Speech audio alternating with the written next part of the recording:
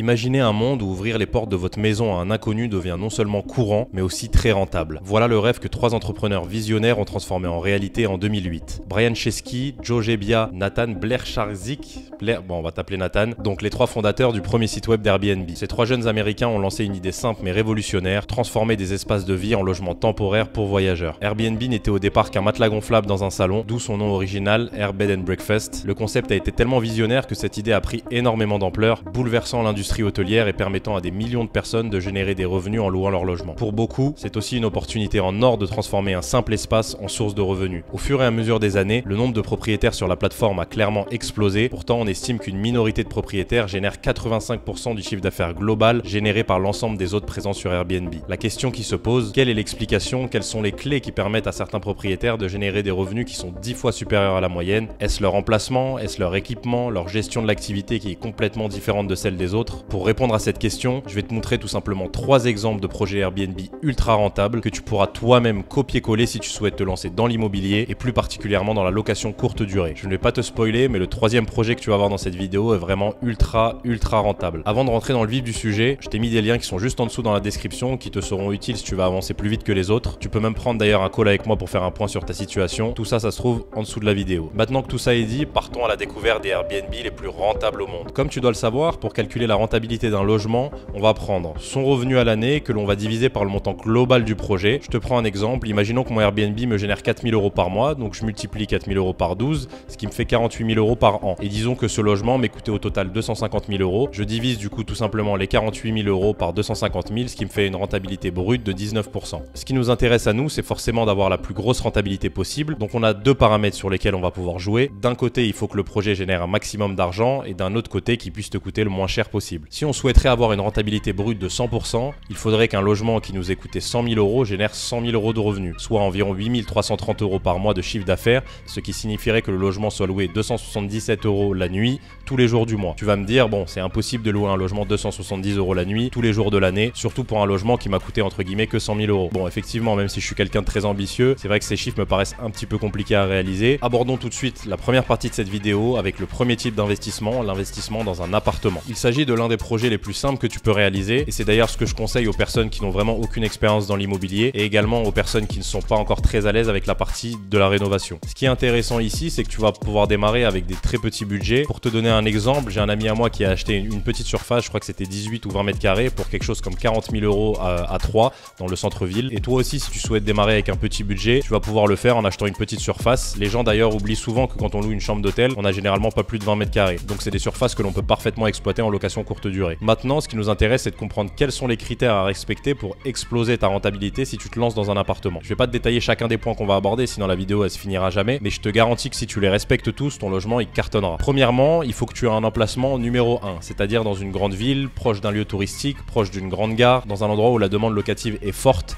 et notamment la demande provenant de touristes. Ça c'est très important. Si tu vois également qu'il y a pas mal d'hôtels à proximité, c'est également un très bon point, ce qui me fait arriver directement sur le second critère qui va être ton logement en lui-même. Je sais que je te le répète souvent, mais ton appartement doit être ultra bien décoré. Sa valeur perçue doit être très haute. Moi, pour être honnête avec toi, quand je fais mes plans d'un logement, je me dis toujours si une personne tombe sur mon annonce et sur mes photos, elle doit pouvoir penser qu'il s'agit d'une chambre dans un palace. C'est uniquement avec cette valeur perçue que je pourrais louer très cher. Bien évidemment, comme on est malin, on va rénover en utilisant les bonnes stratégies pour pas que ça nous coûte trop cher, mais tu dois absolument créer un logement qui doit pouvoir se louer 150, 200, 300, même 500 € la nuit. Et pour ça, tu dois vraiment te différencier, proposer du haut de gamme et avoir un emplacement où il y a des personnes qui seront prêtes à payer ce prix-là. Dans chacun des différents projets, je t'ai sélectionné quelques photos pour que tu puisses visualiser ce dont je te parle. Tu vois, par exemple, ici, on est sur un appartement qui a été bien travaillé et qui pourrait se louer largement 250, 300 € la nuit. Je ne peux pas te donner le prix que cet appartement a coûté, mais je sais qu'une rénovation comme ça, avec vraiment toute la décoration finie, tu ne dépasseras pas grand maximum les 25 000 € de rénovation. À vue d'œil comme ça, je te dirais que c'est un logement qui génère aux alentours de 5 500, 6 000 € par mois. C'est à peu près les chiffres que je peux réaliser moi sur mes appartements. Si on part sur un prix d'achat aller aux alentours des 150 000 €, ce qui te fait un projet global à 180 000 € tout compris avec les travaux, etc., ça te ferait une rentabilité brute de 40%, ce qui est plutôt pas mal. Maintenant qu'on a vu le premier type de projet, donc qui était les appartements, on va aborder le second, qui est d'ailleurs celui avec lequel j'ai commencé, qui est l'investissement dans une maison. Si tu suis la chaîne, tu as déjà peut-être vu mon premier projet, qui est une maison de ville que j'ai fait dans le 95, donc en Île-de-France. Là encore, on est sur une typologie de projet ultra rentable qui va nécessiter nécessiter là cependant une approche différente. Là, tu vas avoir plusieurs possibilités. Moi, à l'époque, j'avais un budget d'environ 220 000 € et je voulais absolument une petite maison avec un espace extérieur où j'allais pouvoir mettre un petit bassin, une petite piscine, où les gens pourraient bronzer et profiter du soleil l'été. Ce type de projet va être un peu plus long que si tu investis dans un appartement, puisqu'il y a plus de choses à refaire,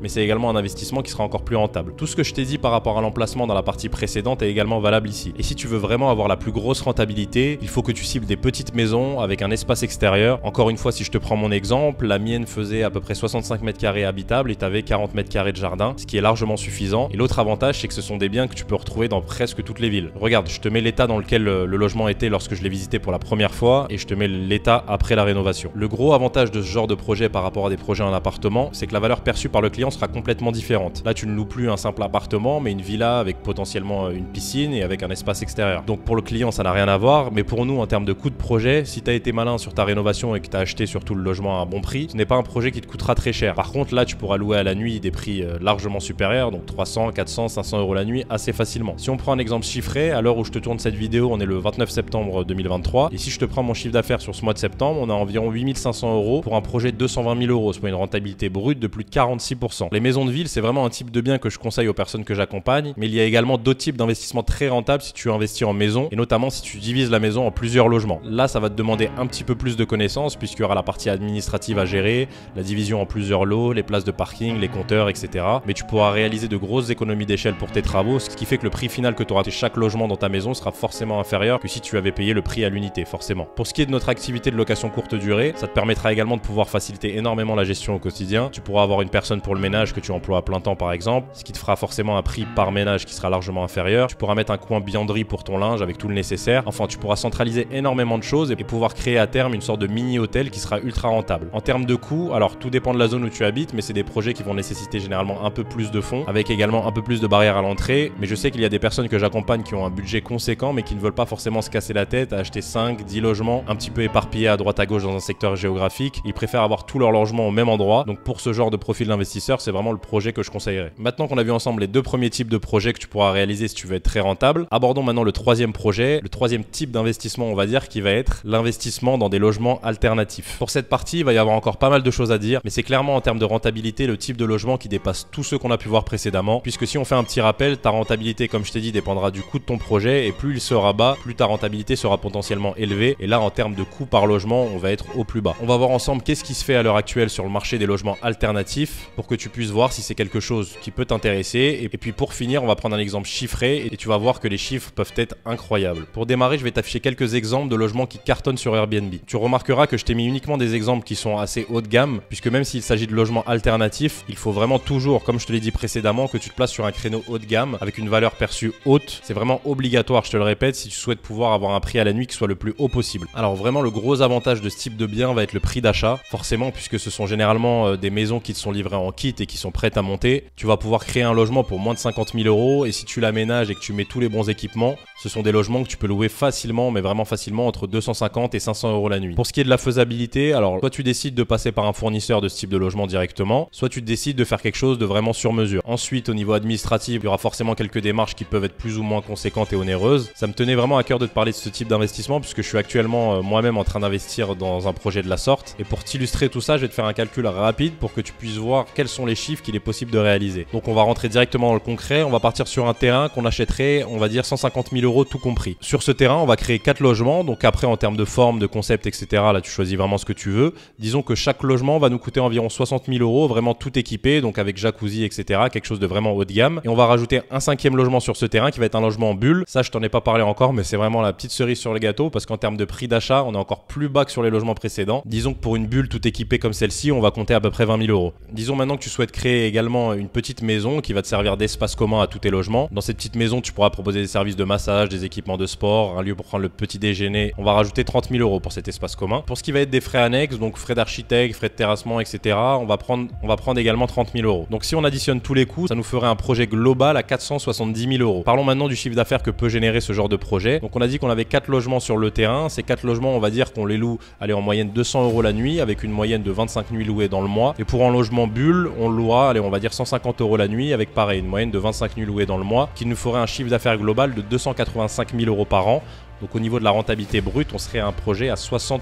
Pour être honnête avec toi, bon, c'est bien de parler de rentabilité, je vois que tout le monde aime bien parler de rentabilité, mais personnellement, moi, ce qui m'intéresse, c'est de savoir combien concrètement je pourrais gagner tous les mois. Et si on reprend les chiffres du projet, on sera aux alentours des 20 000 euros par mois de bénéfices, qui est, bon, vraiment énorme. Là, je te parle vraiment de bénéfices, hein, donc vraiment après avoir déduit toutes les charges. Comme je te l'ai dit juste avant, c'est un projet sur lequel je suis moi-même en train d'investir. Bon, là, actuellement, je t'en parle, mais je suis vraiment au tout début du projet, je suis en train de rechercher les terrains. Pour ce qui est des logements, j'ai quasiment déjà les plans finis, donc c'est un projet qui, j'espère, verra le jour avant l'été 2024. Je te ferai suivre l'avancement du projet de toute façon sur la chaîne. L'idée de cette vidéo, c'était vraiment que tu vois le champ des possibles de ce qui peut être fait dans ce qu'on appelle communément la location courte durée. Comme tu as pu le voir, je t'ai dressé quand même pas mal de possibilités, mais il faut savoir qu'il y en a encore énormément. Toutes ces possibilités-là, elles vont dépendre de ton budget et également ce que toi tu as envie de faire. Mais j'espère en tout cas avoir pu te donner des idées de projet. Pourquoi pas avoir ouvert des portes dans ton esprit sur ce que tu vas réaliser plus tard. Si la vidéo t'a plu, n'hésite pas à me le faire savoir en likant, en t'abonnant à la chaîne. Moi, je te dis à très vite dans une prochaine vidéo. C'était Camille. Ciao.